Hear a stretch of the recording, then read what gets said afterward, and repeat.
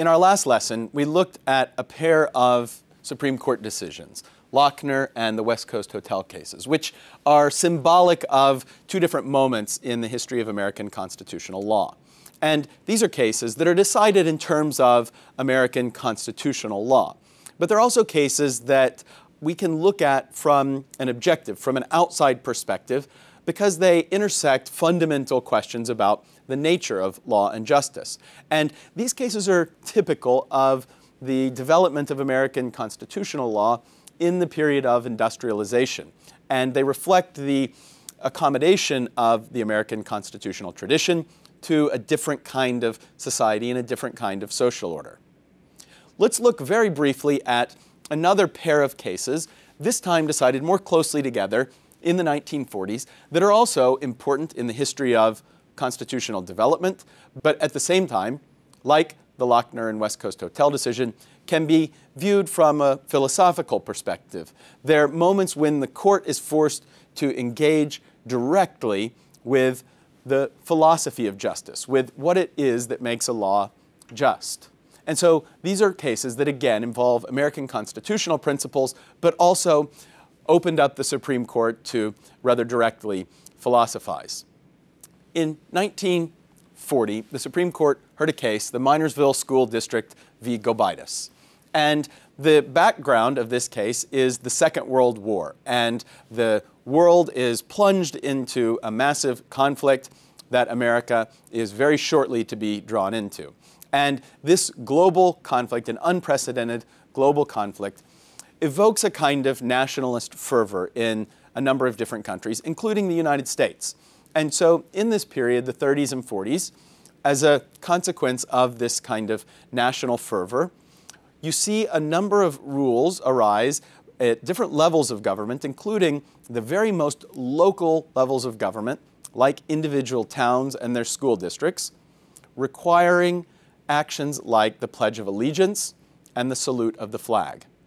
And in 1940, the Supreme Court hears a case that is brought by a family of Jehovah's Witnesses who, on moral grounds, refuse to participate in the flag salute and the recital of the Pledge of Allegiance. They claim that this violates their rights of conscience, that it is against their most deeply held religious convictions to pledge allegiance to a flag, because they say that their only authority is their God, and to salute the flag because it's worshiping an icon.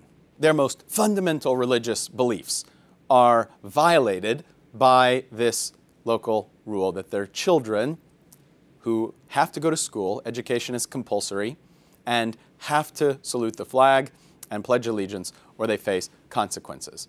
And so this case works its way all the way up to the Supreme Court. And again, you have the Supreme Court deciding whether state and local law, so we're now dealing with the Bill of Rights in a way that it is applied to the states, asking whether these kinds of rules violate the protection of their individual rights, their individual liberties that are guaranteed in the First Amendment.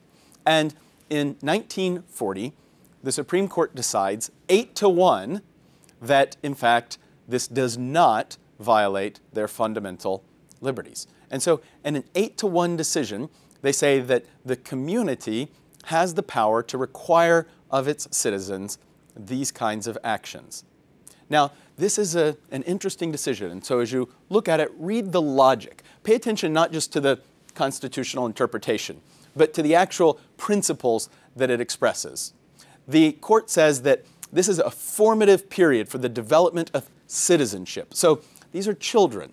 They are going to school, one of the most important institutions in which citizens are developed, one of the most important periods of their life when individuals come to recognize their belonging to a community and the kinds of obligations that that creates on them. So the decision in Gobitis is a communitarian one. It says our national interest, our national security, depends on the allegiance of the citizens to the country. And the court says in the majority decision that national unity is the basis of national security. In other words, one of the legitimate ends of the state is the protection of its people. The national security is an appropriate end of government. And to have this kind of security requires a kind of national unity. And the actions like the Pledge of Allegiance and the flag salute reinforce this feeling of national unity, which is at the basis of national security.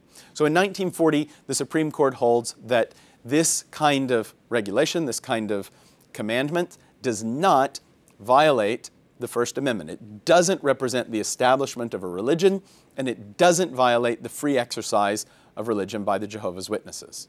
Now, only 3 years later, in 1943, the Supreme Court heard another case that is very similar in its particulars, the West Virginia State Board of Education v. Barnette.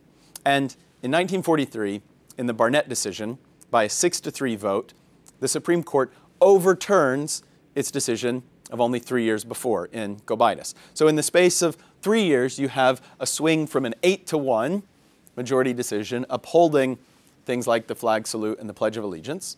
And by 1943, you have a 6-3 decision that, in fact, this was wrong, that this does somehow violate individual free exercise of religion and violates the natural liberties of individuals. And so in the space of 3 years, the Supreme Court says, in fact, it was wrong. And the Barnette decision becomes a landmark decision. It's an important precedent. It sets a new tone. It marks the beginning of a new period of jurisprudence. And so look at the rationale, look at the reasoning of the majority in this decision.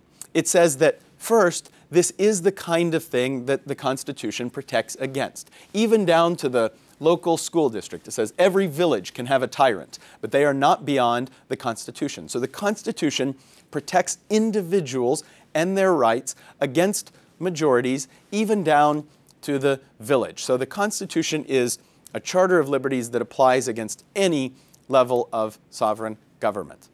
And the decision holds that the kinds of activities that are required by the state in the flag salute or Pledge of Allegiance do constitute a violation of the individual liberties of people like the Jehovah's Witnesses.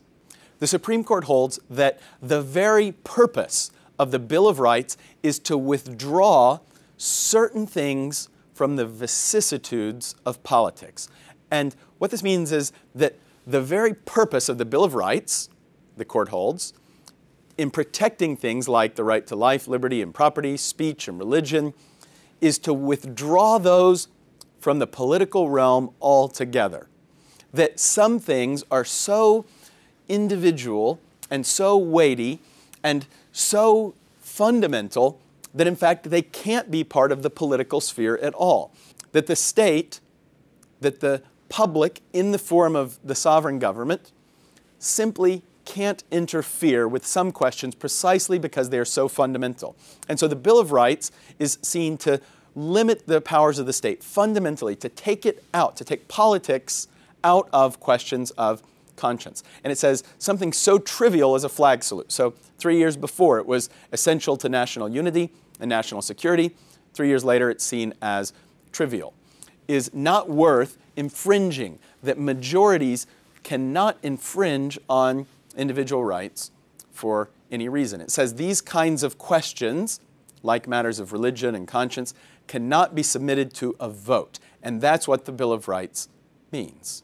The majority decision in Barnette then goes on to say more very interesting things. It says that the very nature of the American state doesn't require this kind of forced participation. It doesn't require this kind of cultivation of a common feeling. It says there is nothing mystical in the American conception of state.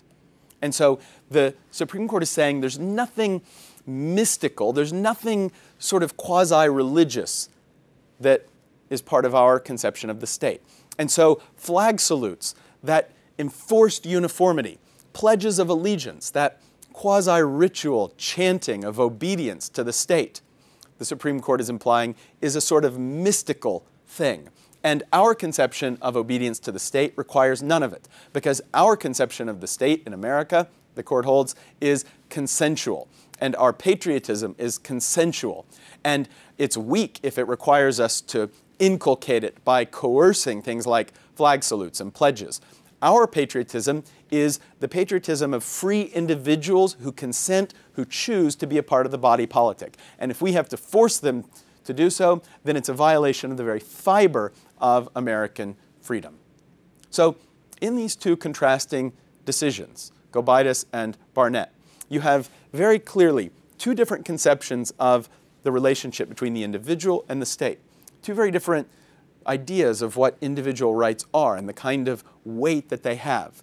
Should communities be permitted to cultivate a feeling of unity through things like rituals, even secular rituals like the Pledge of Allegiance and the flag salute?